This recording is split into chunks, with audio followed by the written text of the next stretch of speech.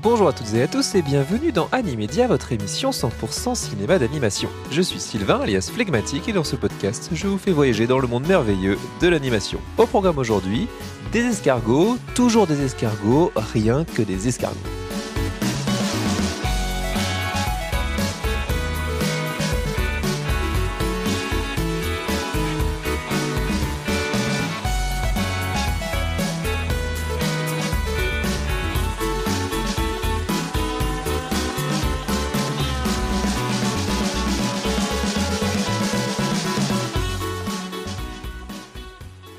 Salut la famille! La saison des bilans est terminée, je vous ai parlé dans mes 2 épisodes précédents de mes tops et flops de 2024 et donc maintenant, temps de passer à 2025 et ça tombe bien puisque on reprend le cours normal de notre émission pour parler de l'une des sorties les plus attendues de ce début d'année, ni plus ni moins que le film qui a reçu le cristal du long métrage au dernier festival d'Annecy, Mémoire d'un escargot de Adam Elliott. Pour rappel, je vais commencer par ma partie critique où je vais expliquer pourquoi j'ai globalement plutôt bien aimé ce film. Ensuite, j'apporterai un petit peu de contexte, notamment au niveau de la production du film et de la stop motion, la technique employée sur Mémoire d'un escargot. On se demandera ensuite, mais c'est pour qui ce film? Et enfin, on lui décernera une note sur 5 pour le replacer dans le grand classement du cinéma d'animation, disponible sur le compte Letterboxd d'Animedia. Allez, accrochez-vous à votre coquille, on part direction l'Australie. Ah non, pas encore. On tombe dessus, c'est le jeu, ma pauvre Lucette. Papa disait que l'enfance, c'est comme quand tu as trop bu. Alouette. Tout le monde se souvient de ce que tu as fait, sauf toi. Alouette. Mais je me souviens de tout. Il était beau.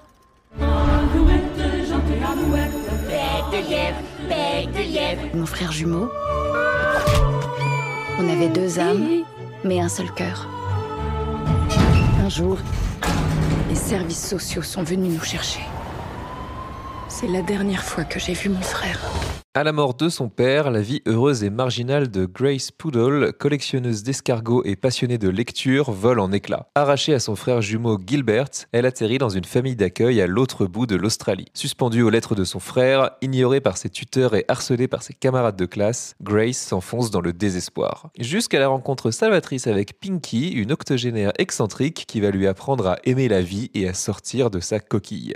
Mémoire d'un escargot est sorti le 15 janvier 2025 en France. Il est écrit et réalisé par Adam Elliott. Au casting VO, on retrouve Sarah Snook, qui joue le personnage de Shiv dans Succession, si vous connaissez. Cody Smith-McPhee, que vous avez peut-être vu dans le film The Power of the Dog. Jackie Weaver ou encore Dominique Pinon. Le film est produit par Arena Media et Snail Space Films, distribué en France par Wild Bunch. Il a été présenté en avant-première au Festival d'Annecy 2024, où il a reçu le cristal du long métrage, soit la plus haute récompense, la Palme d'Or si vous voulez. Pour attaquer la partie critique de Mémoire d'un escargot, je vais d'abord vous présenter en quelques mots Adam Elliott, le réalisateur et scénariste du film. C'est un réalisateur australien né en 1972, donc qui a déjà pas mal de bouteilles dans le cinéma d'animation et qui fait d'ailleurs exclusivement de la stop motion en pâte à modeler ou plutôt en argile, c'est ce que les Américains, les anglophones d'une manière générale appellent clay. Entre 96 et 99, il se fait remarquer avec 3 premiers courts-métrages d'environ 4 à 7 minutes qui représentent 3 études de personnages qu'il appelle tout simplement Uncle,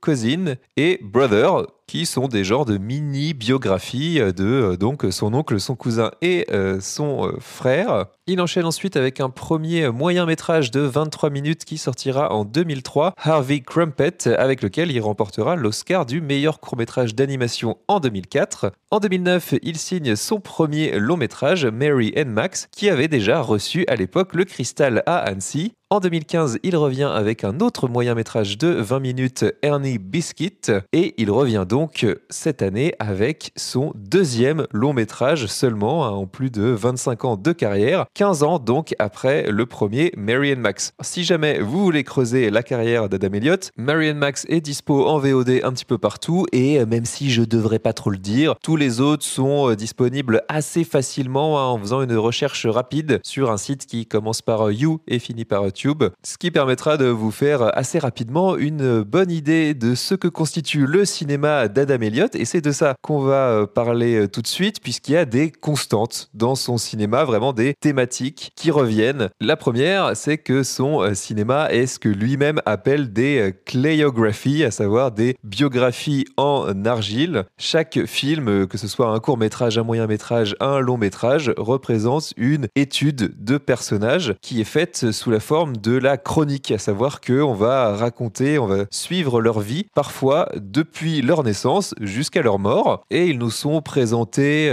par petites touches, c'est-à-dire qu'on va mettre en avant leurs petites habitudes, les petits plaisirs qu'ils trouvent dans la vie, leurs particularités aussi, puisque la plupart, pour ne pas dire tous, sont atteints d'un handicap. Parfois, ça peut être la surdité, une paralysie cérébrale, l'autisme, ou alors, au fil de leur vie, au fil de leur histoire, ils vont se mettre à développer des pathologies. Certains vont devenir alcooliques, agoraphobes, vont développer de l'asthme, des cancers, etc. Toutes ces choses très très joyeuses que la vie peut mettre sur notre chemin. Lui-même d'ailleurs, et ça on en reparlera un petit peu plus tard, est né avec ce qu'on appelle un tremblement physiologique, à savoir une maladie héréditaire qui déclenche des tremblements à la fois dans ses mains mais aussi dans tout son corps de manière sporadique. Mais surtout, ce qui caractérise assez bien les personnages d'Adam Elliott, c'est que quasi tous sont seuls. Pas forcément par choix d'ailleurs, mais souvent parce qu'ils sont rejetés, moqués pour bien justement leur particularité, leur difformité, leur maladie parfois. Ils sont jugés bizarres, ils ne s'intègrent pas de toute façon dans la société telle qu'elle existe, souvent en Australie, parfois même aux États-Unis. Pour rajouter vraiment une couche de bonne humeur là-dedans, la quasi-intégralité de ces films sont en noir et blanc, avec parfois des petites touches de couleur comme dans Mary and Max. Mémoire d'un escargot, c'est son premier film en couleur, et je mets un petit guillemet à couleur, puisque globalement le film se fait dans des tons sépia, entre le marron, le gris, voilà, d'une manière générale, il n'y a pas de couleur franche dans le cinéma d'Adam Elliott. Ce qui revient également, c'est l'Australie, son pays natal, forcément, qui, là encore, n'est pas dépeint sous le jour le plus joyeux qu'on pourrait avoir, puisque l'Australie est souvent vue comme un territoire dangereux, inhospitalier, gris, et surtout où il ne se passe pas grand-chose, ce qui reflète une bonne partie de son enfance qu'il a passée dans l'outback australien, c'est-à-dire que vous imaginez globalement des plaines arides où il ne se passe pas grand-chose. Eh bien, vous avez le cadre de vie du petit Adam Elliott, mais les villes, d'une manière générale, ne sont pas forcément vues sous un œil beaucoup plus positif. Son cinéma, finalement, on pourrait le résumer en un mot: tragicomédie. Tragédie parce que, eh bien, vous l'avez compris, ces personnages traversent des choses horribles, pour ne pas dire insoutenables. Vraiment, ils se prennent galère sur galère. C'est un petit peu le fil rouge de tous ces films, mais comédie parce que quand même la plupart des situations sont dépeintes de façon un petit peu absurde, ironique, et il y a toujours, ça c'est une constante dans le cinéma d'Adam Elliott, toujours des petites lueurs d'humour, de petites touches d'espoir qui vont faire que les personnages vont s'accrocher tout simplement à la vie et avoir envie de continuer. Et enfin, là aussi une nouvelle constante, l'histoire est toujours narrée en voix off. Alors on verra dans la deuxième partie que c'est aussi pour des considérations de budget, mais il y a toujours un narrateur extérieur qui nous présente ces personnages-là, sauf justement dans Mémoire d'un escargot, où là le narrateur c'est le personnage principal, à savoir Grace, puisque tout le film est en forme de flashback géant, puisque à la mort de son amie Pinky, Grace se met à raconter son histoire à son escargot Sylvia. J'ai dit que c'est un film que j'avais globalement bien aimé, je l'avais vu à Annecy en juin dernier avant de le revoir le jour de sa sortie pour me le remettre un petit peu en tête. Qu'est-ce qui fonctionne globalement dans Mémoire d'un escargot ? Eh bien, c'est l'empathie immédiate qu'on va éprouver pour ces personnages. On sent que même si leur vie, elle est merdique, on pourrait presque la qualifier ainsi, ils essayent justement d'en tirer le maximum du peu de joie, du peu de réconfort qu'ils arrivent à trouver dans ces petits moments du quotidien, en se serrant les coudes entre eux, à savoir quand ils sont petits, eh bien Grace et son frère Gilbert, avec leur père également, puisque leur mère est décédée en leur donnant naissance. Je vous avais dit que c'était pas forcément très joyeux, mais là on est en plein dedans. Ils essayent tous de faire corps pour faire face à la rudesse du monde extérieur, et c'est justement quand ils vont être séparés, quand leur père va décéder à son tour et quand ils vont se retrouver chacun littéralement à un bout du pays et qu'ils vont devoir se débrouiller tout seuls, que là, ils vont essayer de trouver du réconfort, des petits instants de joie, de plaisir, ce qui ne va pas être facile du tout puisque personne ne va leur faciliter la tâche. Bien sûr, le personnage de Grace, c'est une métaphore géante de l'escargot. La figure de l'escargot est omniprésente dans le film, non seulement parce que Grace en élève, elle collectionne absolument tous les objets qu'elle peut trouver qui sont en forme d'escargot, qui ont un motif d'escargot dessus, et elle en accumule des tonnes comme ça dans sa chambre, mais elle-même peut être vue comme un escargot. Vous avez forcément déjà dû faire ça quand vous étiez petit, vous avez dû essayer de toucher les antennes d'un escargot. Qu'est-ce qu'elles font à ce moment-là? Elles se rétractent et lui-même a tendance à se rétracter dans sa coquille et à ne plus avancer. Eh bien, Grace, c'est ça, le moindre contact du monde extérieur peut la faire se recroqueviller dans sa coquille et vraiment trouver un réconfort ou en tout cas une sécurité à se retrouver seule dans sa chambre, dans son environnement préféré, dans son petit cocon où justement le fait d'accumuler des choses lui fait sentir en sécurité, mais à l'inverse, forcément, la coupe du monde extérieur et rend le contact avec les autres de plus en plus difficile, d'autant que, au fil du film, elle enchaîne les pertes. On l'a dit, son père, son frère, qui lui écrit mais qu'elle n'a plus à côté d'elle, et les déceptions également. Là, je ne vais pas rentrer dans la partie spoiler, je ne vais pas spoiler le film d'une manière générale, il n'est sorti qu'il y a une semaine, mais globalement, ça va un peu de mal en pis pour elle, mais on la voit trouver de nouveaux moyens de gérer ces situations et elle gère comme elle peut, forcément avec pas mal de difficultés. Je l'ai dit, elle se met à accumuler des choses, mais à un point où on n'est pas très très loin du syndrome de Diogène. Vous savez, voilà, ces gens qui justement accumulent des choses, des ordures, ne rangent rien, ne trient rien et se retrouvent à vivre dans un espèce de désordre comme ça au milieu des déchets, etc. Eh bien, elle tend un peu vers ça. L'introduction du film nous présente un petit peu ça justement. Elle se réfugie dans la lecture, on les voit énormément lire, elle et son frère. C'est très drôle parce qu'ils lisent des livres qui sont beaucoup trop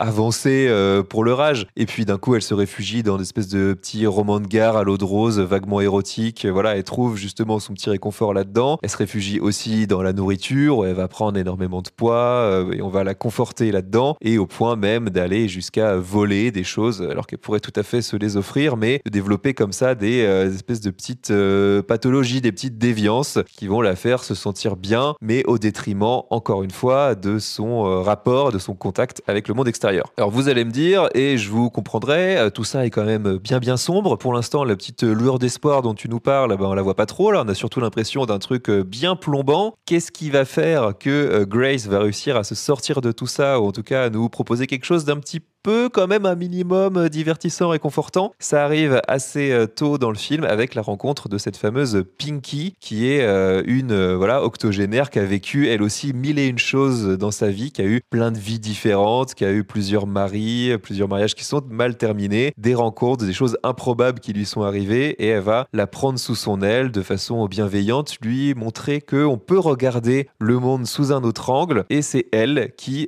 petit à petit, à travers ses petites leçons du quotidien, à travers tout simplement le fait d'être là, qui va réussir à la faire sortir peu à peu de sa coquille. Il y a un détail que j'aime beaucoup qui intervient quand même à plusieurs moments dans le film, c'est que Pinky, en dehors de tout ce qu'elle fait, de ce qu'elle a fait dans sa vie, elle termine un peu sa vie justement en allant à la maison de retraite pour tout simplement mettre sa main, donner sa main à des personnes âgées qui vivent dans ces maisons de retraite et qui n'ont plus de contact du tout avec qui que ce soit. Ils sont souvent délaissés par leurs enfants, ou alors leurs proches, leur famille n'est plus là. Et c'est finalement ce qui leur manque le plus. Et elle va leur donner ce contact. Et ça suffit quelque part à les faire se sentir appréciée, à ne plus être complètement exclue de ce monde-là. Et ça, c'est une des petites leçons qui vont permettre à Grace de s'ouvrir petit à petit au monde. Et à l'arrivée, tout ça, ça fonctionne. Je vais pas vous mentir, je peux pas vous dire autre chose. J'ai versé ma petite larme dans la dernière partie du film, que je ne révélerai pas évidemment, mais il y a une dernière lettre qui est particulièrement touchante, qui arrive à donner la leçon finale du film, qui est d'ailleurs mot pour mot celle qui était aussi donnée dans un de ses premiers courts-métrages. métrage, à savoir que il faut regarder en arrière pour comprendre notre vie, pour l'apprécier à sa juste valeur, mais elle doit être vécue en allant de l'avant. Et ça, c'est exactement ce qu'essayent de faire les personnages d'Adam Elliott dans Mémoire d'un escargot, mais tout au long de sa filmographie, on est tenté de se dire qu'à un moment ou un autre, ils vont en avoir assez, ils vont avoir envie d'en finir. Parfois ça arrive, ou en tout cas ils en sont pas très très loin. C'est même là encore un thème assez récurrent, pour ajouter vraiment au tableau assez noir, mais ils trouvent une justification, une raison de continuer. La vie leur donne finalement des raisons de continuer, et ça nous paraît d'autant plus vrai, d'autant plus touchant que Adam Elliott, il prend exemple énormément sur ce qu'il a autour de lui, sur des vraies personnes, sur des souvenirs, sur des gens de sa famille, sur des proches. Son père, à lui, était aussi un clown acrobate qui a fini par devoir arrêter sa carrière en raison d'un accident, comme le père de Grace qui était un artiste de rue. Et Grace elle-même trouve aussi du réconfort et se met à vouloir faire de l'animation image par image, exactement ce que fait Adam Elliott. Donc il met de lui dans chacun de ses films. C'est encore le cas ici, et ça rend le film d'autant plus concret. Bien sûr, ce que vivent les personnages est un peu too much d'une manière générale. Il y a peut-être un peu trop de drama. Parfois, on peut avoir un petit côté drame social français. Vous voyez, c'est très bien ce genre de film où le héros vit dans une banlieue défavorisée, il se retrouve au chômage parce que son entreprise est ferme, et puis sa femme le quitte, et puis en fait son enfant il est handicapé, etc., etc. On enchaîne vraiment les galères et les sujets très très sombres. Là, c'est ces petites touches d'humour qui nous permettent de prendre bien conscience que tout ça n'est quand même pas tout à fait la réalité. L'absurde sert aussi de soupape comme ça pour laisser libérer la pression un petit peu de temps en temps. Mais quand même, il faut le savoir, quand on va voir un film d'Adam Elliott, il ne faut pas non plus être allergique au pathos. Ces galères-là, ces enchaînements de galères-là, ça peut un petit peu submerger. On peut un peu se dire que oh là là, tout ça c'est beaucoup trop pour moi, là, j'en veux plus. J'ai envie de me retrouver dans un environnement un petit peu plus plaisant, avec un petit peu plus de couleurs. Je peux comprendre ça. C'est globalement quelque chose qu'on pourrait reprocher à sa filmographie dans son ensemble, qui se retrouve bien sûr dans Mémoire d'un escargot. Mais personnellement, cette écriture, ce fourmillement de détails aussi qu'on a un petit peu partout, des objets qui reviennent comme ça tout au long du film, et puis l'animation, la qualité globale de l'animation et de la mise en scène. Personnellement, ça m'a touché, et vu le nombre de reniflements et d'œils un petit peu rouges que j'ai vu quand j'ai quitté la salle à Annecy, ou même la semaine dernière, je pense que je n'étais pas le seul. Par ailleurs, le film évoque aussi d'autres sujets, comme le fanatisme religieux. Ce sont d'ailleurs les seuls véritables méchants du film, puisque globalement, on sent que Adam Elliott, il aime ses personnages, même tous, même ceux qu'on on pourrait dénigrer un petit peu. Même les parents adoptifs de Grace, pour prendre cet exemple-là, ils s'occupent pas d'elle, c'est très clair. Ils sont absents pendant quasiment tout le film. Ils ont des comportements que la morale bien pensante pourrait, là encore, juger comme déviants, mais ils ont le mérite de vivre leur vie à fond, de faire leurs propres choix, de prendre leurs propres décisions, et il n'y a aucun jugement de la part d'Adam Elliott là-dessus. Ça sert, encore une fois, à rajouter cette petite dose d'humour un petit peu too much, mais à aucun moment ils sont pointés du doigt, et c'est aussi ça, le cinéma d'Adam Elliott, c'est quand même globalement un cinéma bienveillant, un cinéma qui aime ces personnes, ces personnages un petit peu décalés, voilà, qui ne fitent pas complètement avec le monde tel qu'il est aujourd'hui. Et même si le film se passe globalement dans les années 70 pour correspondre à la période dans laquelle Adam Elliott a grandi, ça pourrait tout aussi bien se dérouler aujourd'hui. Le message serait exactement le même. Et c'est finalement ce qu'on peut lui reconnaître à Adam Elliott, c'est que son message, depuis le début de sa carrière, il est très clair. Et ce qui va fonctionner sur nous, d'un film à l'autre, c'est le rapport qu'on va avoir avec ces personnages. Et là, franchement, l'empathie, elle est totale, et on ressort de la salle avec l'envie d'être plus bienveillant, d'être plus tolérant avec le monde qui nous entoure. Et oui, c'est un petit peu mielleux, mais vous savez quoi, eh bien, parfois ça fait du bien. Chère Gracie, mes nouveaux parents sont bizarres. Je viendrai te chercher. Je traverserai le grand désert brûlant. Pourquoi t'es déguisé en fourmi? Je suis un escargot. Sympa la coupe. Salopard. Petit Doigt a été ma première véritable amie.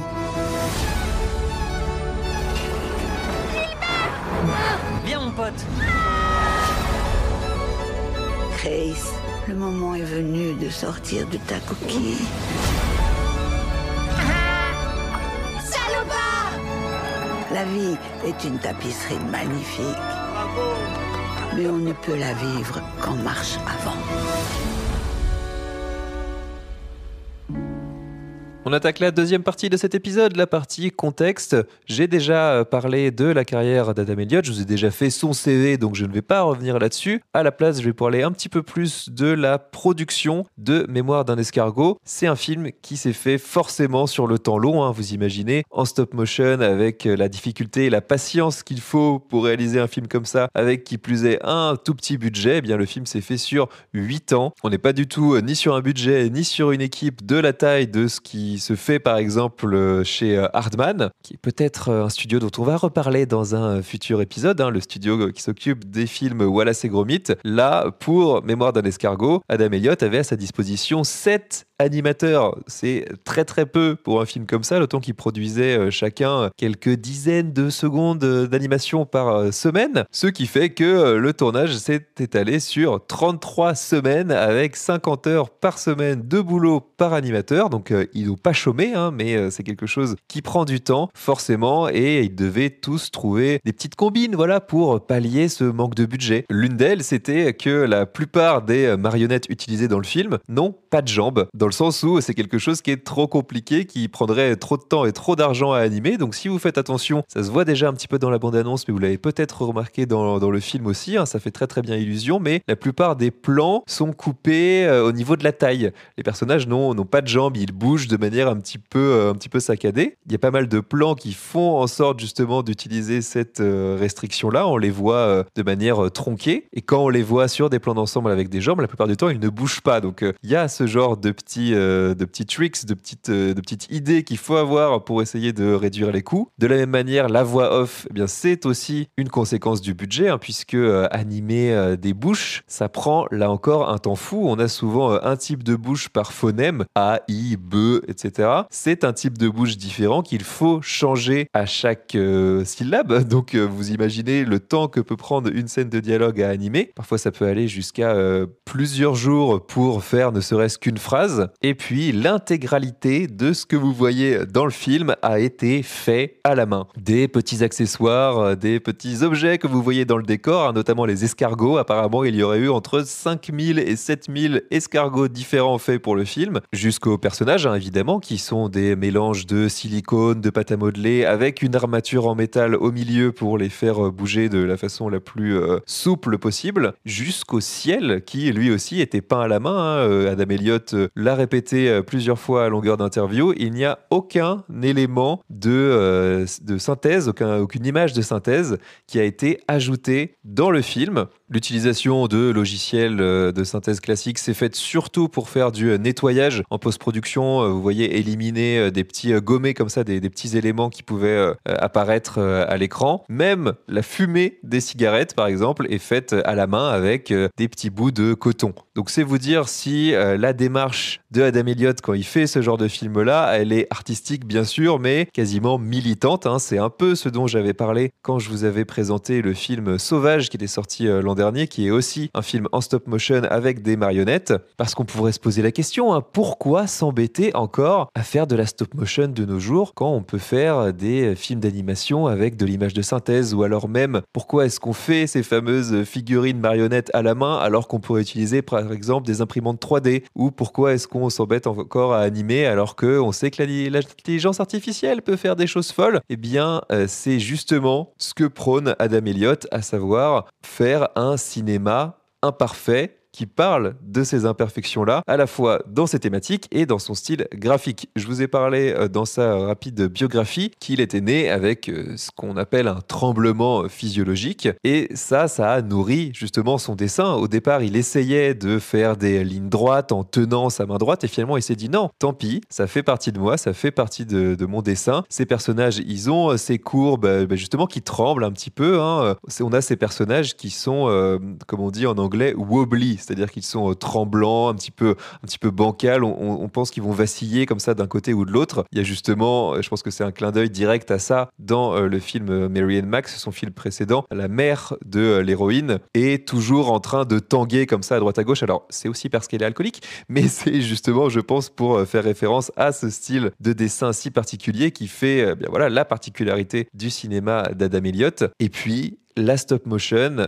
il y a toujours, et ça vous l'entendrez dans tous les réalisateurs, dans tous les gens qui travaillent dans ce genre d'industrie, il faut garder cet aspect tangible. On doit pouvoir voir les traces de doigts des animateurs sur les personnages. Et d'ailleurs, dans quasiment tous ces films-là, on les voit. On n'essaye pas de les effacer, on n'essaye pas de rendre ça lisse, propre. On veut faire en sorte que le spectateur comprenne que ces petites figurines, elles ont été manipulées, elles ont été bougées. Et c'est ça qui rend la magie de ce type de cinéma-là, c'est qu'on a beau savoir que c'est des figures inanimées, et bien tout d'un coup, grâce au cinéma, elles ont pris vie, elles s'expriment, elles nous racontent des histoires et elles nous émeuvent à travers ça. C'est exactement le parti pris et le manifeste presque de la stop motion. Et puis de manière générale, dans le cinéma, c'est un discours qu'on entend de plus en plus, notamment ces dernières années. Vous n'avez pas pu passer à côté des discours autour, par exemple, des derniers films de Tom Cruise, que ce soit les Missions Impossibles ou Top Gun Maverick, ou pour le cinéma de Christopher Nolan. À chaque fois, on se gargarise de n'avoir utilisé que très très peu de CGI, d'images de synthèse, d'avoir fait énormément de cascades, de tours comme ça en effet spécial pratique, ce qui est parfois vrai, parfois un petit peu moins, parfois il y a de l'abus là-dessus, mais globalement, ça se voit à l'écran. Pour reprendre justement le cinéma de Christopher Nolan, ce qui va faire que certains de ses films, certains de ses scènes vont mieux vieillir que d'autres, c'est le fait que ça a été vraiment réalisé. La fameuse scène du couloir dans Inception, c'est vraiment un couloir qui a été mis sur un vérin qui tourne. Dans The Dark Knight, la scène avec le camion qui se fait retourner, c'est un vrai camion qui a vraiment été retourné. Donc tout ça a existé, on le sait, le spectateur le sait, ça se voit. Quand on nous met quelque chose de factice à côté, eh bien non seulement on est dépendant des technologies de l'époque, mais en plus, eh bien, ça peut assez mal vieillir. Et on pourrait même étendre encore un petit peu plus le discours, de la même manière que la mondialisation a provoqué chez certains le recours à des cycles courts de consommation. On le voit dans l'alimentation, mais pas que. Il y a quand même de plus en plus un discours sur le fait de consommer local, voire de faire de plus en plus de choses nous-mêmes, plutôt que d'acheter des objets, de la nourriture qui vient des quatre coins du monde. Et bien, de la même manière, face à l'automatisation, face au recours global à la technologie,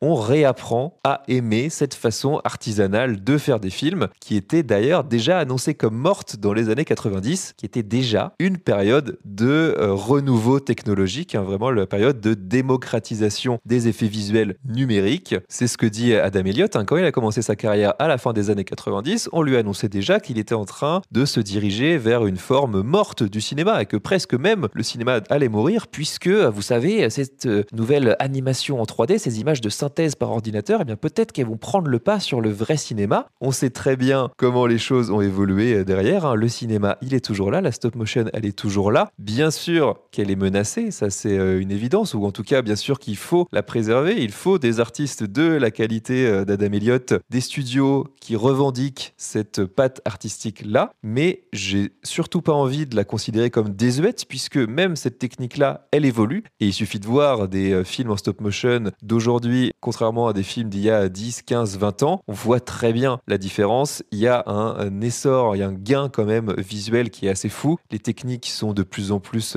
perfectionnées et vraiment les films en stop motion aujourd'hui ont acquis un niveau artistique et de qualité globale que je trouve complètement fou. Évidemment, tout ça prend du temps. Il faut être patient, il faut être minutieux.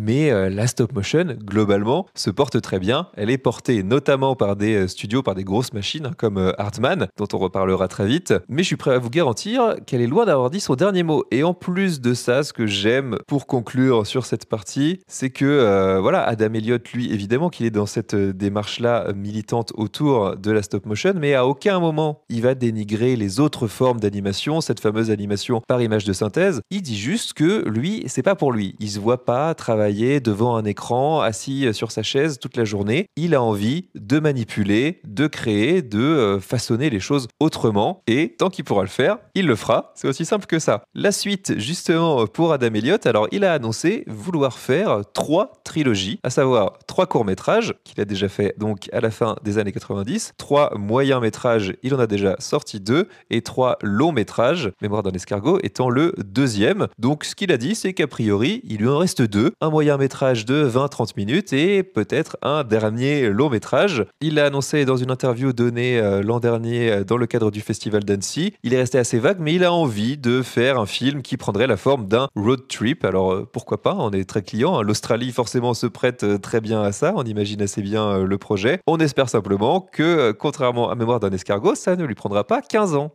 Maintenant qu'on a dit tout ça, eh bien c'est pour qui Mémoire d'un escargot? C'est vrai que j'en ai pas forcément trop parlé jusque-là, mais je pense que c'est le premier vrai cas de film d'animation pour adultes que je traite dans Animedia. Je l'ai dit, par rapport à ses thématiques, par rapport à sa noirceur, par rapport à ce qu'il montre, il s'adresse à un public plutôt, je dirais quand même, à partir de 16 ans. Alors lui dit que pas mal de ses films ont été montrés dans des collèges, dans des lycées, pour justement garantir, transmettre ce discours autour de la tolérance, l'acceptation de la différence, etc. Je pense que c'est tout à fait louable et que ça peut fonctionner, mais quand même, celui-ci, particulièrement par rapport à d'autres, évoque des sujets un petit peu plus adulte, je sais pas trop comment le dire autrement. On a l'impression que ça va parler de sexe dans tous les sens, mais pas forcément, ou pas que, il y en a un petit peu, mais je trouve que d'une manière générale, c'est un film assez dur et qui fonctionne mieux, je pense, si on a soi-même un petit peu de bagage. On est sur un personnage qui va raconter sa vie, qui est un peu à un carrefour. On sait pas exactement quel âge elle a, mais on comprend qu'elle est entre 20 et 30 ans, donc je pense que ça s'adresse plutôt à ce type de public-là. En tout cas, clairement, c'est à déconseiller aux enfants, ça c'est une certitude absolue. Ensuite, ça s'adresse tout simplement à tous les amoureux de stop motion. Voilà, je vous en ai parlé dans la partie précédente. C'est un régal visuel par rapport à ça, ça fourmille de détails. On est arrivé maintenant à un cap, vraiment, c'est assez fou. Entre Mémoire d'un escargot et Mary and Max, il y a une différence flagrante en termes de qualité. Vraiment, c'est sublime. Ça fonctionne là-dessus à 2000%. Et ensuite, je le conseille, ou plutôt peut-être je le déconseille à ceux qui n'aimeraient pas trop le style chronique. Vous savez, un peu ces tranches de vie où il n'y a pas vraiment d'enjeu autre que de voir la vie d'un personnage défiler et les obstacles se présenter face à lui un à un. Il y a quand même un enjeu qui est celui de savoir si Grace et son frère vont se retrouver, mais ils ne sont pas forcément l'un comme l'autre dans une démarche active d'essayer de revenir l'un vers l'autre. Et puis pour finir, je crois que je le conseillerais à tous ceux qui aiment vivre des émotions et qui n'ont pas peur de pleurer au cinéma. Voilà, vous pouvez préparer votre petit mouchoir à glisser dans votre poche juste avant la séance. Nous arrivons maintenant à la note sur 5 pour replacer Mémoire d'un escargot dans le grand classement Letterboxd d'Animedia. Je vais lui attribuer la note assez élevée de 4 sur 5. Vous l'avez compris, j'ai aimé, j'ai été emporté par ces personnages. Ils ont réussi à me toucher. La fin particulièrement m'a laissé sur le carreau et m'a fait quitter la salle avec un petit sourire mélancolique. Donc je dirais que c'est pas seulement l'un des meilleurs films d'animation de ce début d'année, c'est un des meilleurs films tout court à aller voir au cinéma en ce début d'année. Forcément, le film n'est pas encore sorti depuis une semaine à l'heure où j'enregistre cet épisode, donc je ne sais pas encore les premiers résultats en termes de fréquentation en salle. Je doute quand même, par rapport au sujet, par rapport à la technique, qu'il reste des mois et des mois en salle. Donc si vraiment ça vous intéresse, ne traînez pas. Et j'espère que le bouche à oreille va faire son effet et qu'il va sortir un petit peu partout en France. Pour vous donner une idée, cette note de 4 sur 5, ça replace Mémoire d'un escargot derrière L'Illusionniste de Sylvain Chomet, alors qu'il n'est pas un film en stop motion, qui est vraiment en 2D classique, mais qui a cette particularité aussi d'essayer de trouver les petites lueurs d'espoir et d'humour du quotidien, là où globalement le film est assez sombre, on va dire. Ça le met au même niveau qu'un autre film en stop motion que j'avais aussi vu à Annecy, à savoir Coraline, et ça le place devant, pour moi, Mary and Max, à savoir le précédent long métrage d'Adam Elliott, qui m'avait un petit peu moins touché. Voilà, l'animation était forcément de moindre qualité. C'était quand même il y a 15 ans. Le film a un petit peu vieilli sur cet aspect-là. Il reste complètement valable. Je vous le recommande. Simplement, je place Mémoire d'un escargot au-dessus. Et tant mieux, ça prouve en tout cas une progression dans la carrière d'Adam Elliott. Nous arrivons à la fin de cet épisode. J'aurai une petite recommandation rapide pour conclure. Il y a un autre film d'animation qui est sorti en ce début d'année. Alors, il est sorti le 1er janvier 2025, ce qui est vraiment une date pourrie. J'espère qu'il sera encore à l'affiche au moment où cet épisode sera diffusé. Il s'agit de Toto-chan, la petite fille à la fenêtre, qui est un film d'animation pour le coup japonais et en 2D, qui est l'antithèse presque de Mémoire d'un escargot, dans le sens où bien là, c'est un film très joyeux, très coloré, avec une palette de couleurs très pastel et des arrière-plans à l'aquarelle. C'est un film qui est sublime par rapport à ça et qui va chercher, là encore, cela dit, c'est pour ça aussi que ça le rapproche en quelque sorte de Mémoire d'un escargot, essayer de trouver la petite lueur d'espoir, la petite note de tolérance et d'humanité, alors qu'on est dans un Japon qui se prépare à la Seconde Guerre mondiale. Donc clairement, on n'est pas dans les périodes les plus légères de l'histoire. Et c'est un film qui met aussi en avant la différence, puisque là, Toto-chan du titre va se retrouver dans une école un petit peu particulière, ou en tout cas aux méthodes d'éducation un petit peu particulières, qui accueille des enfants qui ne s'intègrent pas forcément ailleurs et qui prônent un autre type d'éducation. Là encore, c'est une chronique qui s'étale sur plusieurs années. Là encore, c'est très touchant et je ne peux donc que vous le recommander en espérant qu'il soit encore diffusé autour de chez vous. Pour terminer, eh bien, il ne me reste plus qu'à vous dire de vous abonner tout simplement à Animedia, que ce soit sur Spotify, Apple Podcast, Podcast Addict ou même YouTube, sur lequel je suis de nouveau disponible avec une nouvelle direction artistique. Donc n'hésitez pas, si jamais vous préférez ce format-là, à aller faire un tour là-bas, à vous abonner, à me claquer votre meilleur pouce, à me laisser un maximum d'étoiles, des commentaires et à me suivre également sur Blue Sky et Instagram pour bien papoter de l'actualité du cinéma d'animation. Ce sera un plaisir de vous y retrouver. Quoi qu'il en soit, je vous donne rendez-vous mercredi prochain. J'ai déjà vendu la mèche, on va parler de Wallace et Gromit, la palme de la vengeance, un autre très bon film d'animation sorti en début d'année sur Netflix. D'ici là, portez-vous bien, des bisous, ciao!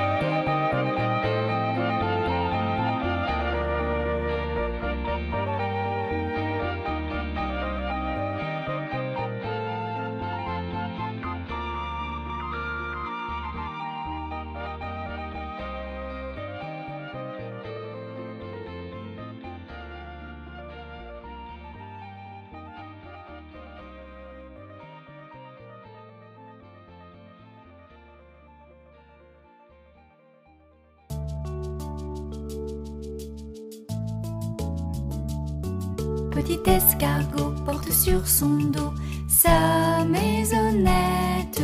Aussitôt qu'il pleut, il est tout heureux, il sort sa tête.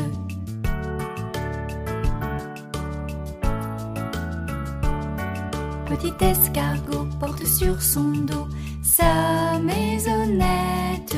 Aussitôt qu'il pleut, il est tout heureux, il sort sa tête.